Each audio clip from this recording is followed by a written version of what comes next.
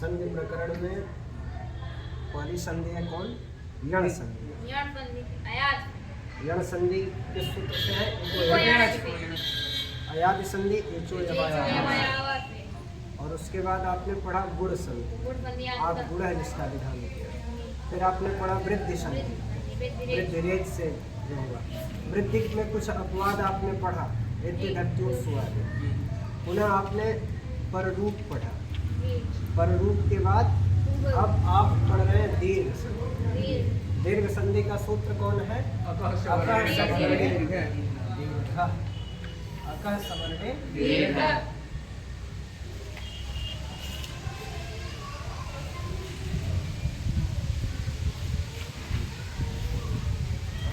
अब इसमें ध्यान देना, अका सवर्णे दीर्घकार। अका माने अक से, अका माने अक से, और सवर्णे इसकी वृत्ति क्या? अक सवर्णे चिपरे, अक सवर्णे चिपरे। अक से सवर्णी अच परे हो तो पूर्व और पर दोनों के स्थान पर क्या होता है? दीर्घ एकादेश होता है।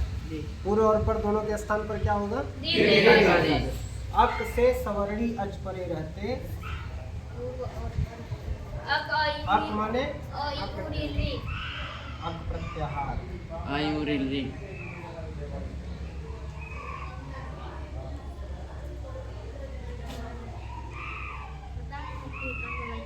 इनसे क्या होना चाहिए? सवर्णी अच परे।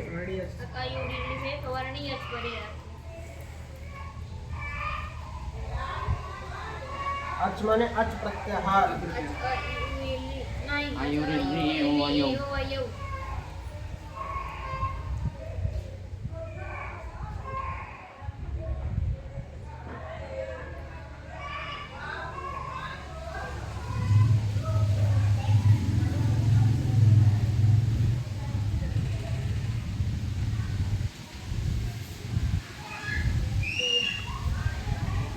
दीर्घ एकादेश हो।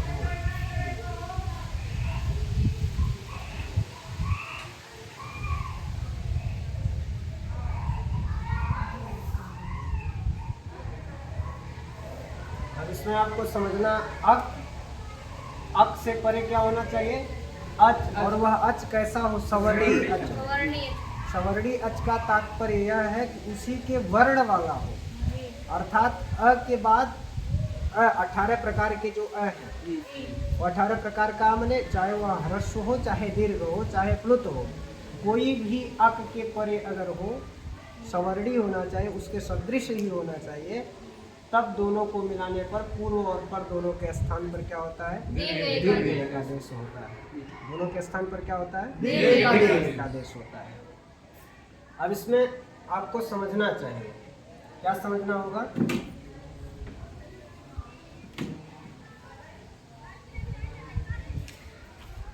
जैसे इन्होंने उदाहरण दिया, आप पहला पक्ष है अब, पूर्व में क्या होना चाहिए? पूर्व में होना चाहिए अक, और पर में क्या होना चाहिए? पर में होना चाहिए सवर्णी अच।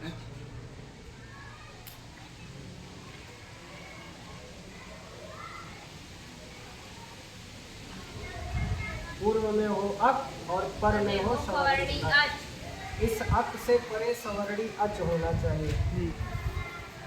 जैसे अ हो गया, ई हो गया, उ हो गया, री हो गया, और री हो गया। ये हुए अब 5 है अब। और इनका सवर्णी अच कौन है? इनका सवर्णी अच है अथवा आ। ठीक। और इधर भी आप क्या करेंगे? इधर भी अ कहने से 18 प्रकार के होते हैं, ह्रस्व दीर्घ प्लुत तीनों को आप लेंगे, तो यहाँ भी आप आ लिख लेंगे। ठीक है। अ के बाद आ हो, और उसके बाद सवर्णी अच में ए दोनों होने चाहिए। तो अ से परे अ होगा तो भी क्या हो जाएगा? बराबर आ हो जाएगा। क्या हो जाएगा? आ। अ से अ मिलाएंगे तो भी आ होगा, और आ से अ मिलाएंगे तो भी आ होगा। आ धन अ, आ धन अ बराबर आ। और आ धन आ बराबर आ। ये हुआ दीर्घ। पूर्व में है अक और उससे परे है सवर्णी अच। तो दीर्घ दोनों पूर्व और पर दोनों को मिला करके एक आदेश होगा। पूर्व और पर दोनों को मिला करके एक आदेश होगा। इसी प्रकार से ई है। ई है, आप ई से कितने ई को समझेंगे? 18 प्रकार के धर्म हैं, चाहे वो ह्रस्व हो, चाहे दीर्घ हो, चाहे प्लुत हो, चाहे उदात्त हो, अनुदात्त, सभी को आप ले लेंगे। तो यहाँ हम ह्रस्व और दीर्घ दोनों को लिखते हैं। इधर हम क्या करेंगे? ई अथवा दीर्घ। अब देखिए, ई मिला देंगे तो भी क्या हो जाएगा? ई हो जाएगा। दीर्घ इकार हो जाएगा। क्या हो जाएगा? दीर्घ इकार ही होगा। और ई और दीर्घ इकार और ह्रस्व इकार मिलाएंगे तो क्या होगा? दीर्घ इकार ही होगा। उसी प्रकार से दीर्घ इकार और ह्रस्व इकार दोनों को मिलाएंगे तो भी दीर्घ इकार होगा। दीर्घ इकार और दीर्घ इकार को मिलाएंगे तो ऊ से आप जानते हैं, ऊ के जितने वेद हैं ह्रस्व दीर्घ प्लुत सभी आ जाएंगे। तो ह्रस्व को भी ले लेंगे ऊ कहने से और दीर्घ को भी ले लेंगे। और उसमें हम मिलाएंगे क्या क्या?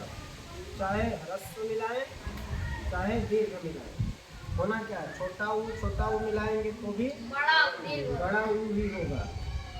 और छोटा ऊ बड़ा ऊ मिलाएंगे तो भी बड़ा ऊ ही होगा। उसी प्रकार से बड़ा ऊ छोटा ऊ मिलाएंगे तो भी दोनों के स्थान पर बड़ा ऊ ही होगा। और बड़ा ऊ मिलाएंगे तो भी बड़ा ऊ ही होगा। तो अक से परे उसका सवर्णी अच हो तो क्या होगा? दीर्घ एकादेश। इसी प्रकार से हम री को ले लेंगे। री को लेंगे, री कहने से री के जितने वेद हैं, चाहे ह्रस्व हो, चाहे दीर्घ हो, चाहे प्लुत हो, सभी आ जाते हैं। तो री जब हम लेंगे तो री के बाद हम चाहे यहाँ ह्रस्वरी की बात करें, चाहे दीर्घ री की बात करें। अब ह्रस्वरी मिला देंगे तो भी क्या हो जाएगा? दीर्घ रीकार ही होगा।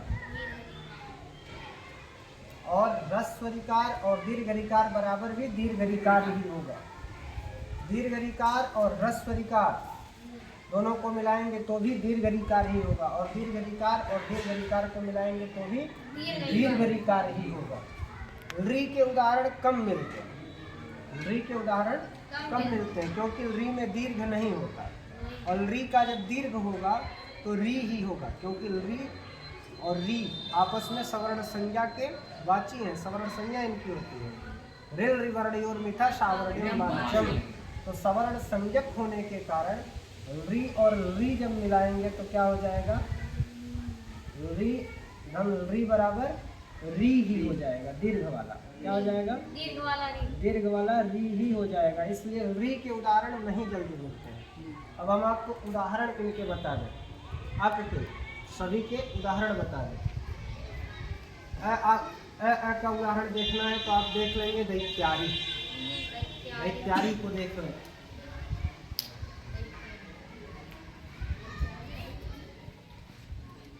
दैत्य धन हरि अ का उदाहरण है।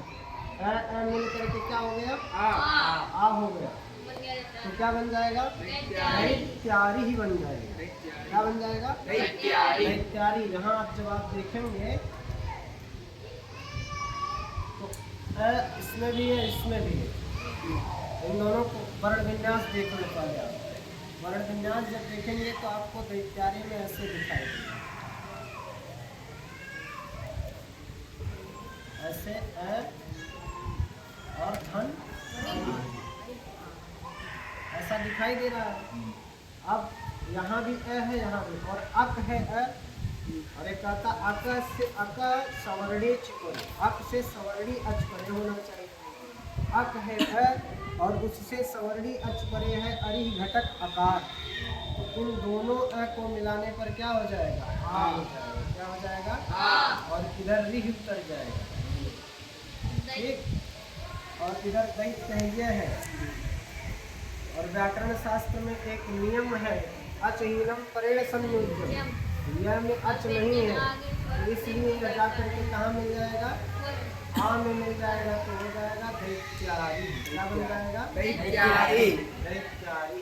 ऐसा रूप सिद्ध हो जाएगा, दैत्यारी ही बन जाएगा। ये आकार का आपने उदाहरण देख लिया। इसी प्रकार से हम इकार की चर्चा करें। ये हो गया, इसको मिटाएं। इकार की बात करेंगे, आकार का हो गया दैत्यारी।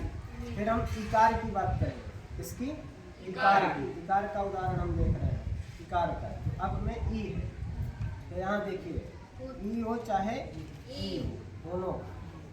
तो अब इसका जब हम उदाहरण देखेंगे तो हम देखेंगे श्रीशः, श्रीधम ईशः,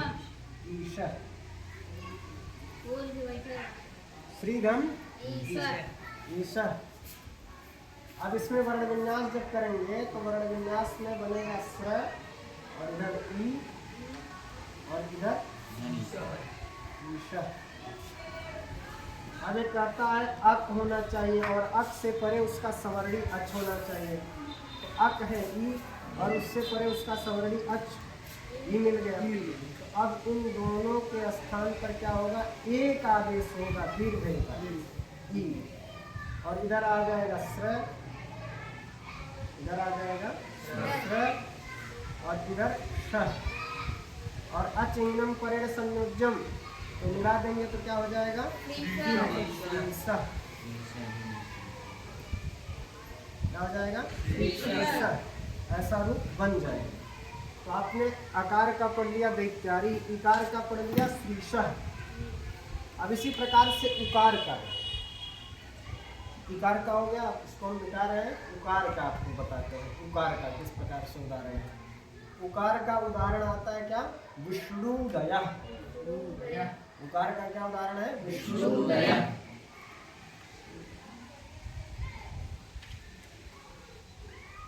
अब इसमें देखना है उकार का,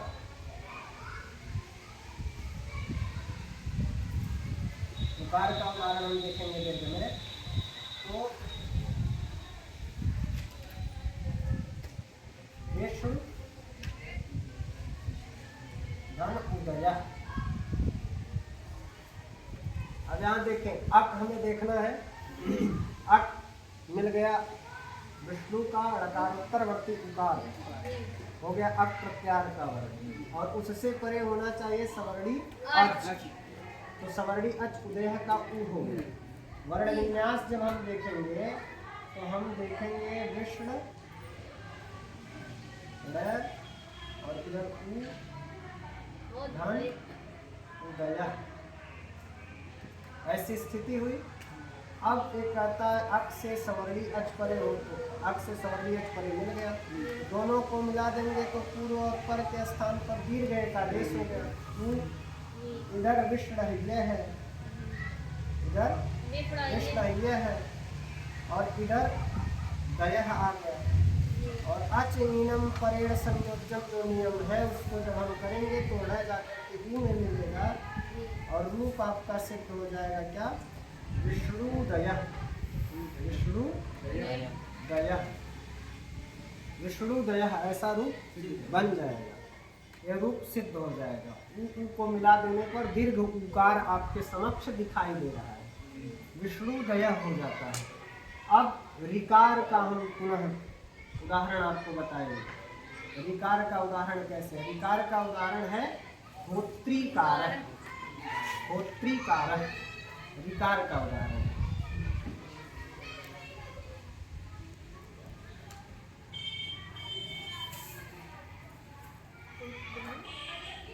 ऋकार का उदाहरण क्या है? होत्रीकारः।